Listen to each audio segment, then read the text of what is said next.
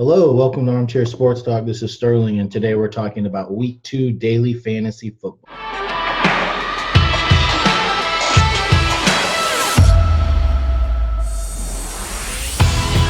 We're going to break down primarily focusing on DraftKings, FanDuel, and Yahoo. I did a nice, enjoyable conversation about that with the guys over at DFS Tavern. So I want to thank David and Anzo. He was great. It was fun conversation, getting to know those guys, and we'll look to have an ongoing relationship as the season progresses. But today we're going to talk about Week 2 specifically, and we're going to focus on kind of how I like to do it. I like doing pricing disparity, so just giving you the short version of that. We look at the pricing of the major players on the slate, and we see where they're priced the most aggressively and friendly. So we try to focus on playing those guys there. So we're going to get right into it. Starting at quarterback, the best value on DraftKings when you factor in price as a percent of their total allotment that they give you. Ben Roethlisberger comes in number 1. So you add up the difference on FanDuel, the difference on Yahoo. He's a total difference of 7%. That's going to be the best on the slate today for the main slate. And Ben Roethlisberger at $5,800. There'll be some nice correlation plays as we look down the line. But he's the first guy that I like on the DraftKings side. When we look at the FanDuel one, you see that the best two are going to be Tom Brady and Pat Mahomes. So they're both in great spots. I predict that they're going to be very highly owned.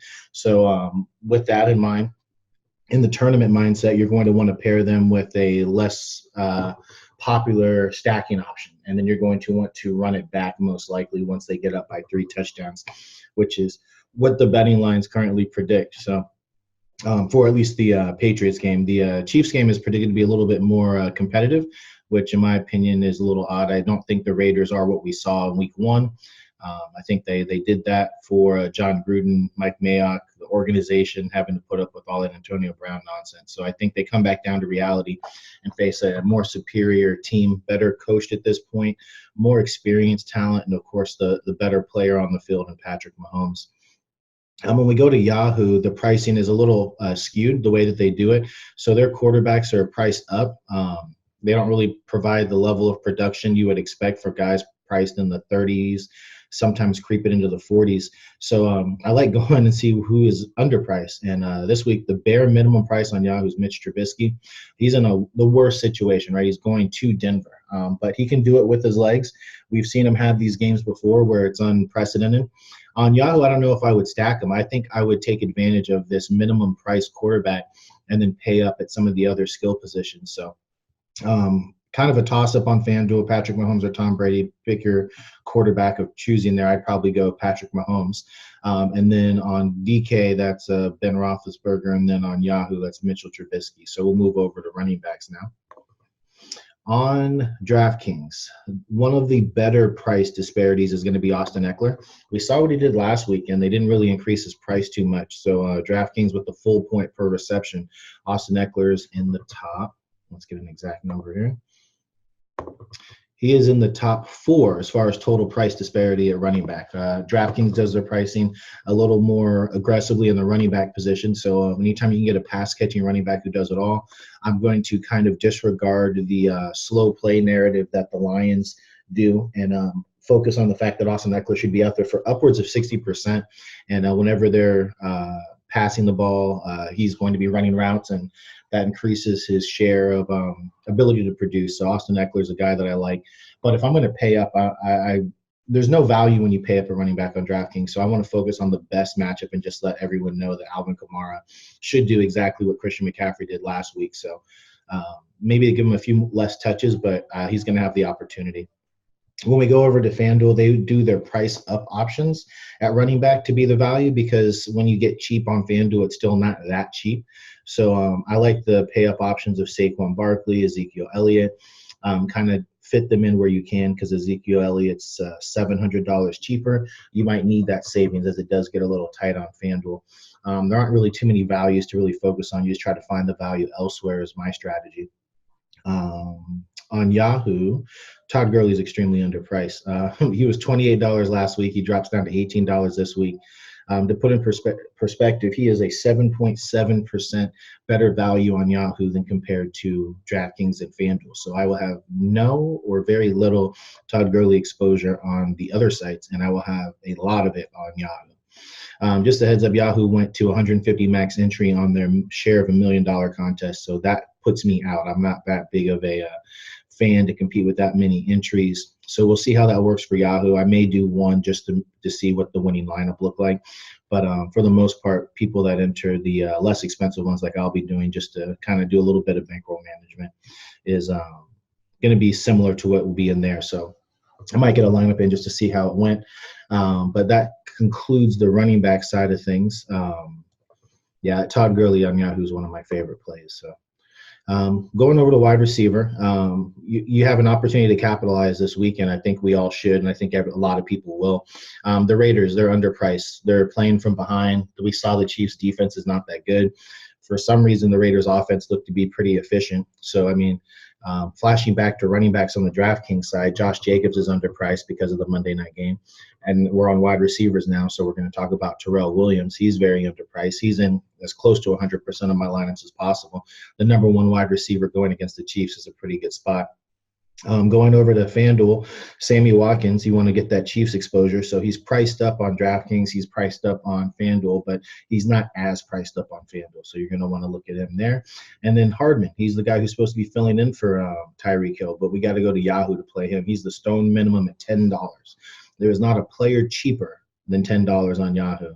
And the starting wide receiver for the Kansas City Chiefs is one of those guys. So he's going to be in a lot of my lineups too. So in one of my Yahoo lines, I'll have the bare minimum price quarterback, the bare minimum price wide receiver, a very underpriced Todd Gurley, and then we'll see how we go from there. But as you can see, I'm building up a lot of value on Yahoo so that way I can pay up at other positions. Those are the guys that we like at the wide receiver position. Now we go over to tight end. Hawkinson, for whatever reason, did not get the price bump on DraftKings that everybody expected. So he comes in as the best value at tight end at 6.5% value when compared to FanDuel and Yahoo. Going down the list, I really like Delanie Walker. He also did not get the increase that we thought. He's the number one receiving option in Tennessee. I know they aren't slinging the ball around necessarily, but anytime you have the number one receiving option, because he's tight end, he's getting discriminated against, and I don't see any reason why. This is what led me to say on the DFS Tavern that maybe this is a 2 tight end week. So Delanie Walker could be one of those tight ends, give you a nice floor, because a $3,500 wide receiver does not offer that same safety floor that Delanie Walker does. But the guy that I do like on DraftKings, he's not really a value per se. He edges out at 0.4%. It's Evan Ingram. His price didn't go up enough. They don't have anyone else to throw to. Sterling Shepard's out. Cody Lattimore is questionable.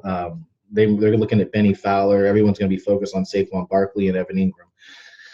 Who knows what happens? It's tough when you're the only option running routes out there that poses any threat because they can triple team you. But you know, let's see what happens. He's very fast. He's very talented, and he had a great week 1. So let's see if he can keep that up. Going on over FanDuel, George Kittle. He's going to be the best value at 4.4% savings, which is pretty good at tight end. He gives you, he was on the field a lot. He got the targets. I didn't watch the game, but I learned that they had 2 touchdowns called back, and they were both to George Kittle. So that was unfortunate for those that were spot on with their prediction, but it just broke the other way. So this is a good time to capitalize. George Kittle and Travis Kelce on FanDuel are going to be your top 2 tight ends, both from a value standpoint and then also just they're great. They're great receiving options. They're number ones by far. As we go to Yahoo, the Waller on the Raiders, he's going to be your guy you want to target. He's not necessarily the best value. He's top 5. I'm sorry, he's actually not even top 5. Let's see exactly here where he is. But he's the guy you want. They're again playing from behind. John Gruden raved about him. He's top 5. He's top 5 value, minus 2.6% compared to the other ones, which is good. He's $13 on Yahoo.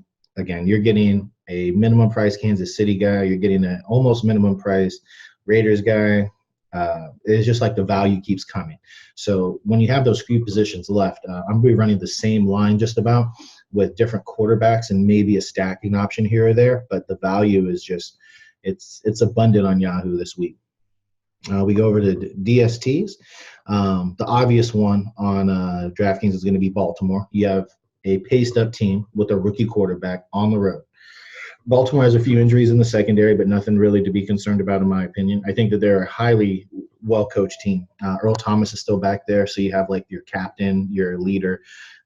They have some young guys up front now as they moved on from Terrell Suggs.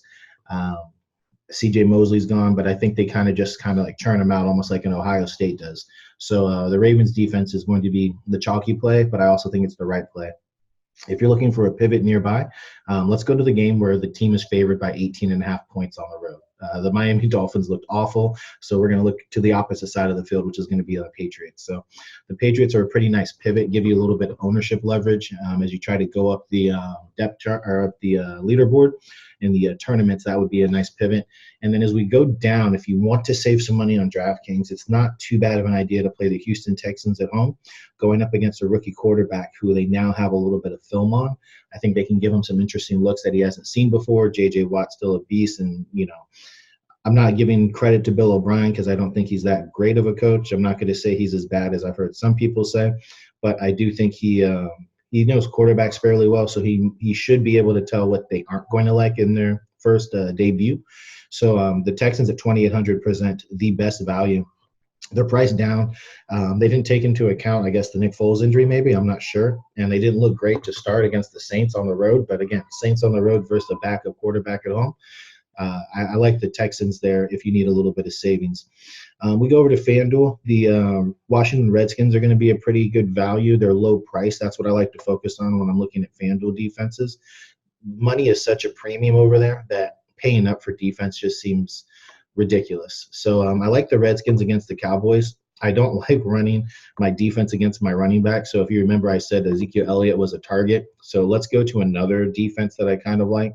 They're not going to be as good of a value, but their price is pretty low. It's the Pittsburgh Steelers. The Pittsburgh Steelers sold out against the run against the Patriots. So Sonny Michel didn't do anything, but they were able to throw on them. Russell Wilson, for whatever reason, doesn't want to throw, and he had a good amount of pressure in his face from the Cincinnati Bengals. So low-scoring game. I think they're still trying to figure out how DK Metcalf and Tyler Lockett are going to be the 1 and 2 options. Who's going to be 1, who's going to be 2. Just a handful of different things there. And if they sell out against the run against the Seahawks the way they did against the Patriots, that's how the Seahawks like to move the ball. So I think that they could get a positive game script, which will allow them to hopefully get a few sacks on Russell Wilson. Not that he turns the ball over a lot, but if they're playing from behind, those sacks can lead to fumbles. He's been known to do that every now and then when trying to make a play. So I do like the Pittsburgh Steelers at 3,500. That's going to be the defense I actually try to target more so than the Redskins. As we go to Yahoo, the Bills, that's who I like. I would say Dallas, but I'm finding I'm able to get up to Ezekiel Elliott rather easily on Yahoo. So I don't like stacking the running back with the defense like some people do. My whole goal is to get touchdowns. So touchdowns by the defense means they go back on defense. My running back is still sitting on the sidelines. I want to focus on big plays, turnovers, touchdowns, sacks. I want my player to be on the field. So I'm not a big of a proponent for stacking in these main slates where you have more than just 2 or 4 games to choose from. So that would be the Bills. And let's remember on Yahoo, they do the night game, which is the Eagles and the Falcons. I think that game can shoot out. So I'm getting further into my strategy. I do the 10 entry maxes on there. So that way, hey, I got a little exposure to this game, that game, and the other. So when you do the Sunday night game, there's a chance you could be moving up the leaderboard while everybody else is stationary. The obvious play is Julio Jones against the Eagles secondary. I'm going to have him in every lineup just that way he has the maximum opportunity. And it's just a pretty easy play. The Eagles secondary is very bad. We saw what the Washington Redskins were able to do with McLaughlin and McLaren. I forget his name. But either way, they were able to move the ball against them in a competitive game. The Falcons are at home. Not many people should be on them. He had a bad week 1. He had a matchup that was not very desirable in Xavier Rhodes. So I think that he bounces back with him. They're really big contract. That's what I like there. And that is going to do it for week 2. Hopefully you guys have some work out there. Again, try to focus on the single entries and let it be ruled in by the million. Because there are players out there that are trying to maximize their entries and to minimize the chance of getting top. If possible, be sure to check out really hope we can continue that regularly between college and football and get this thing started. So everybody, good luck, have fun out there this weekend.